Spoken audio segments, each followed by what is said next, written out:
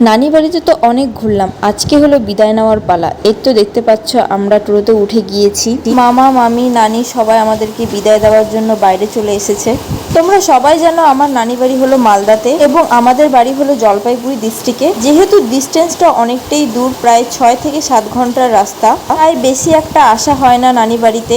এবারে 4 বছর পর আসলাম নানি বাড়িতে, তাই অনেকটাই কষ্ট হচ্ছে বিদায় নেওয়ার সময়। দেখতেই পারছো নানি এখন মাকে আশীর্বাদ করছে, আমাদেরকে সবাইকে আশীর্বাদ করছে। এটা হলো আমার নানি, তোমাদেরকে দেখানো হয়নি আর কি পুরো ভিডিওতে, আজকে দেখিয়ে দিলাম তোমাদেরকে। নানিকে টাটা দিয়ে আমরা চলে যাচ্ছি বাড়ির দিকে। টোটো করে প্রথমে আমরা চলে যাব স্টেশনে, সেখান থেকে ট্রেন ধরে চলে যাব বাড়িতে। আমাদের ফেস দেখে বুঝতেই পারছো আমরা কতটা মন দুঃখ করে চলে যাচ্ছি নানি বাড়ি থেকে। জানি না আবার কবে আসা হবে নানি বাড়িতে, কিন্তু মনের মধ্যে একটা এক্সাইটমেন্টও আছে, যেহেতু অনেকদিন পর বাড়ি যাচ্ছি। আমার সেই প্রাণের শহরকে দেখতে পারবো বাড়ি গিয়ে। এখানে আমি ছোট থেকে বড় হয়েছি। অবশ্য আমার জন্মস্থান হলো মুর্শিদাবাদ। সে অনেক কথা হলো, এই তো আমরা স্টেশনে চলে এসেছি, টিকিট কাটাও হয়ে গিয়েছে। স্টেশনটা পুরোটাই ফাঁকা একদম। আমরা চলে এসেছি স্টেশনে প্রায় 12টার দিকে, আর আমাদের ট্রেন আছে 1:30টার দিকে। আমরা অনেক আগে চলে এসেছি। এখন তো আমাদেরকে 1.5 ঘন্টা ধরে স্টেশনে ওয়েট করতে হবে। স্টেশনে বসেছিলাম, তখনই দেখতে পেলাম একটা খুবই সুন্দর জিনিস, যেটা হলো আমাদের দেশের ফ্ল্যাগ। দেখে তো আমার মন পুরো ভরে গিয়েছে। আগে তো 1.5 ঘন্টা আগেই চলে এসেছি স্টেশনে, তার মধ্যে আবার ট্রেন লেট, তাই আমার মা ঘুমিয়েই পড়েছে স্টেশনে। প্রায় 2 ঘন্টা পর অ্যানাউন্সমেন্ট হলো যে এখন ট্রেন আসবে, তাই আমরা উঠে যাবো এখন ট্রেনে। এই তো দেখতে পাচ্ছ ট্রেনে উঠে গিয়েছি সবাই, ভাই বসে আছে এই তো জানলার ধারে, আর মা তো অ্যাজ ইউজুয়াল বাঙ্কারে শুয়ে গিয়েছে। মা যখনই ট্রেনে উঠে বাঙ্কারেই শুয়ে শুয়ে যায়, যেখানেই যায়। আর আমি বসেছি হলো জানলার ধারে। খুবই দুঃখের সঙ্গে আমি মালদাকে টাটা বাই বাই করে চলে যাচ্ছি বাড়ির দিকে।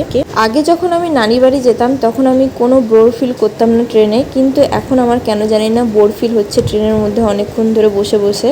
আগে তো হাতে মোবাইলও ছিল না, টাইম পাস করার মতো কোনো জিনিসও ছিল না, তাও আমার কোনো বোর ফিল হতো না। কিন্তু এখন কেন জানি না মোবাইল থাকা সত্ত্বেও আমার ট্রেনে খুবই বোর ফিল হচ্ছিল।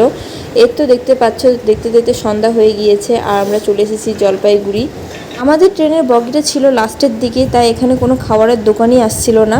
যদিও আমরা অনেক কিছু খাওয়ার সঙ্গে করে নিয়ে এসেছিলাম, সেগুলোই খেয়েছি, কিন্তু সেগুলোর ভিডিও করা হয়নি। প্রায় 7 ঘন্টা ধরে ওয়েট করার পর আমরা চলে এসেছি আমাদের গন্তব্যস্থলের দিকে, তাই আমরা আমাদের লাগেজ নিয়ে চলে এসেছি ট্রেনের দরজার দিকে।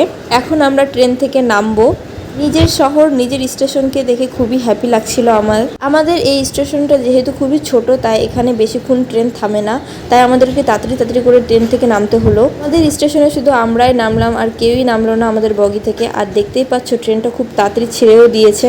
ট্রেনটা 1 মিনিটও থামলো না আমাদের স্টেশনে, মনে হয় 30 থেকে 40 সেকেন্ডের মতো থামলো স্টেশনে। আর আমরা পৌঁছেছি এখানে 20টা 16, মানে 8টা 16-তে। স্টেশন থেকে বেরিয়ে তো আমরা টোটো ধরে নিলাম। আমাদের বাড়ি স্টেশন থেকে প্রায় 3 কিলোমিটার। যেহেতু বাড়িতে বাবা আছে, তো বাবা আমাদের জন্য রান্না বান্না করে রেখে দিয়েছে। ফাইনালি বাড়ি চলে আসলাম 10-12 দিন পর। খুবই এক্সাইটমেন্ট, খুবই খুশি হচ্ছে বাড়িতে এসে, আর খুবই ক্লান্তও আছি। দেখতেই পাচ্ছ আমার হালাতের অবস্থা। তো এখন আমি খাওয়া দাওয়া করে ঘুমিয়ে যাব। আজকের মতো এতটুকুই ভিডিও হচ্ছে, দেখা হচ্ছে পরের ভিডিওতে। Tata bye bye.